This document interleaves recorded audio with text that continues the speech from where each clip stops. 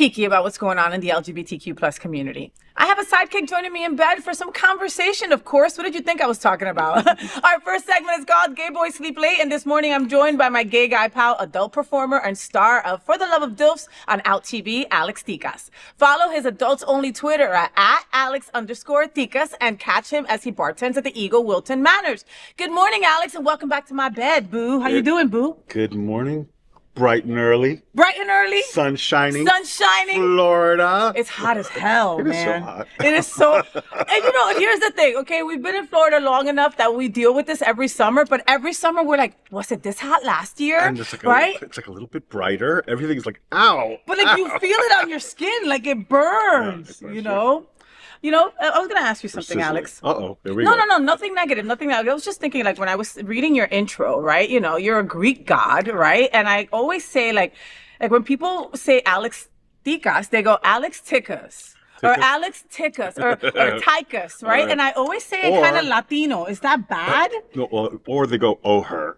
Oh, her, right? But you know, her. Alex Tikas is the right way to say it. You did good. Yes, I'm very proud of you. Thank you. Yeah. You know, it's kind of like, you know, I know that that you make fun of me for saying Pedro Pascal, but it's kind of the same thing when you think about it. It is. We're not talking the way we're talking. We go Pedro Pascal, and then we start talking American. You do this all the time. I do this and all the I have time. a feeling you'll do it again. Well, maybe in this show. Who knows?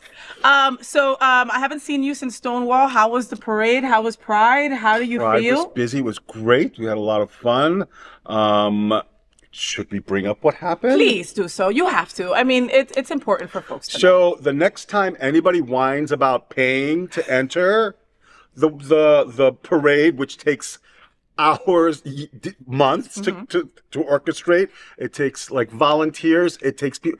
The next time you complain, I don't want to say bitch because maybe we're not allowed to say that, but the next time you complain about it, remember there was a gentleman who walked in with a gun who was infiltrated. Thank God, because we had metal detectors for the first time this year, and thank God we had people that were there to protect us from a destiny that we did not want to happen. If those people weren't there because you were too cheap to pay for your effing entrance fee, because we're ladies, we wouldn't be here right now. A lot of us wouldn't be here. There would be no parade. There would be no Halloween parade. There would be no Wilton Manors anything parade because of that. So let's not complain about paying the price of what? A Starbucks coffee or whatever it is we need to pay for our safety, for 100%. Everybody's safety. 100%. Anyway, 100%. we'll pay double next year to make sure that doesn't happen again. Listen, the Stonewall Pride Parade and Street Festival was incredible. It was about 40,000 people enjoying a beautiful day, no rain. It was gorgeous out.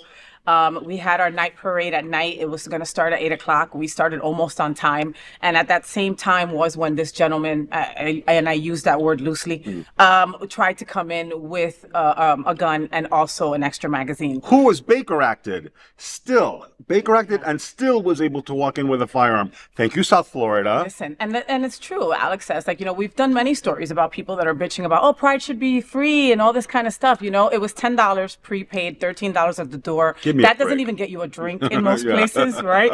But it gave us security, and I felt safe. And you know, these metal detectors, like Alex said, it was the first time using them, and whoever trained these folks, good job, because they knew what they were doing. When I walked in, I had a talent badge, and I had a big bag with me because I wanted to change shoes and stuff like that, and I had makeup in it. You're not allowed a big bag, right? But because I know they're doing their job. You know what I mean? But a part of me was like, why are they gonna give me shit, right? But then I was like, slow your roll, girl. You ain't nobody, right? Give you shit, yeah. And then they were like, and they were the sweetest, nicest people. Can we look through your bag? We see your talent. No problem. You could bring the bag in. We just need to, please take everything out. Be careful for the dildo. No problem. You know what I mean? Like, shut up, right? So, but they were, you know, and they were doing their job. Yeah, they were detailed. They did their job. It was their first time, and they weren't playing around. If the thing beeped, you had to go back in. It wasn't like, oh, it's nothing. Keep going. You know what I mean? And I saw that firsthand when I walked through there at 4 something in the afternoon, right? This is at 8, and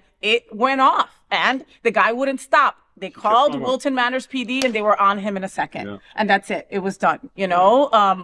But I can't tell you that after I found that out, I was scared shitless, Alex. I was literally on the main stage sitting down at the same exact time when we were about to start announcing the parade. The horror that could have happened. Right? I mean, and it didn't, because of top-notch security, because of the security measures that were put in place. You know, thank you, Hotspots Happening Out. Thank you, Jeff Sterling. Thank you, all the folks who put the Stonewall Pride Parade and Street Festival together. You did your job. You did it amazingly. I felt protected. I felt safe. And, you know, and I didn't know about what happened until after the parade. You know? Crazy. But I can't lie. And it did shake me up. You know, the possibilities, you know, but we stopped that shit. Okay. And, and that's why there's more prides to enjoy. There's more times for us to come together and unify. We've been very lucky. And we've been very lucky because we have angels watching over us, Alex. We've been very lucky, I have to say. You know, this world is sad. This country is really sad, especially towards, that anti-trans, anti-drag, anti-queer kids, anti-us. But we're here. I'm just exhausted. And we're not going anywhere. And even though he's exhausted and I'm exhausted, we're going to keep fighting. Let's keep going. All right? Thank you again to the Stonewall Pride Parade and Street Festival for